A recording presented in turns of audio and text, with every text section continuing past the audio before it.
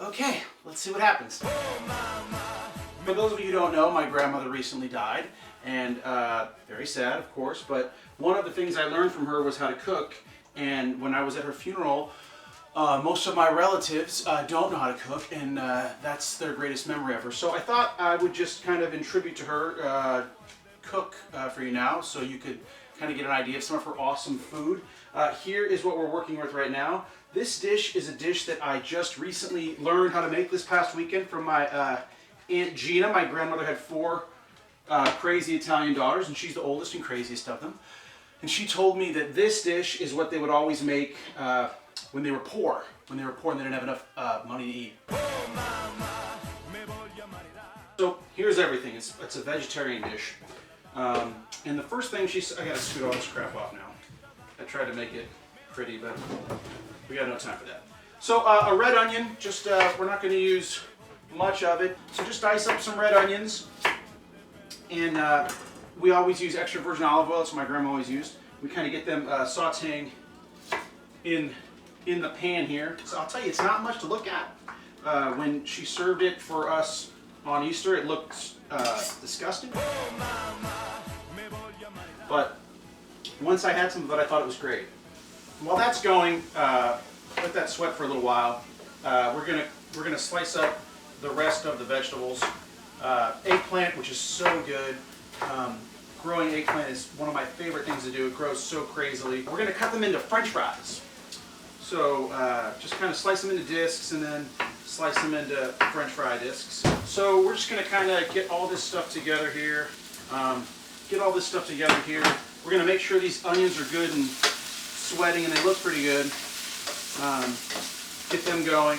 I'm going to also, the potatoes were in discs. So I'm just going to slice these into discs. It's any kind of potato that you have. I really am much more of a cleaner cook than this. My aunt was not. She was filthy. I'm sorry, Aunt Gina, but you made a mess in there. My grandma was actually quite a clean cook. She worked very clean. We'll do that with all the bell peppers. We'll throw these in here. Get that going.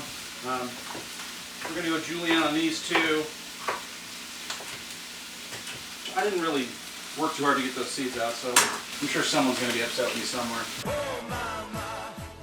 The last thing you do, well, not the last thing. One of the final things is to add some tomatoes to it. Cut up some tomatoes. I got this little NutriBullet here that we're going to use to blend them up. Incidentally, these NutriBullets are great for smoothies and stuff, even like ice cream shakes, if you're feeling it. Just going to put that in there, clean this stuff up later. Kids, that is honestly about it. It's like a stewed dish. I think I'm going to add a little bit more. A little salt and pepper at this point. Get a little bit of salt in there, and you can salt as you go. That may seem like a lot, but it's probably not. And then some pepper, and then I just use olive oil like it's going out of style. It's kind of a hallmark. My aunt did not use any garlic. This isn't going to be very exciting to watch me peel garlic. I probably should have done this beforehand, so sorry, man. My grandma taught me this awesome trick on how to slice garlic. I used to slice it like this, like everyone does.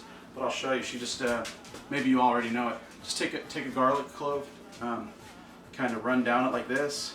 Gotta be kind of gentle. Down it, make some horizontal strips, and then do the same thing vertically. Is that right? You know what I mean. Thing, kind of, you gotta be careful. But then you're kind of just ready to kind of just pare it off. You see, you got these tiny little cubes of garlic now, where you're just kind of living the dream. So I'm gonna put some garlic in here, and then we're just gonna let this cook on a pretty low temperature for a while. So we'll let this go for a little while, and I'll come back and show you what it looks like when it's done. It's going to look disgusting, but it's going to taste delicious. So yeah, here's what we're dealing with now.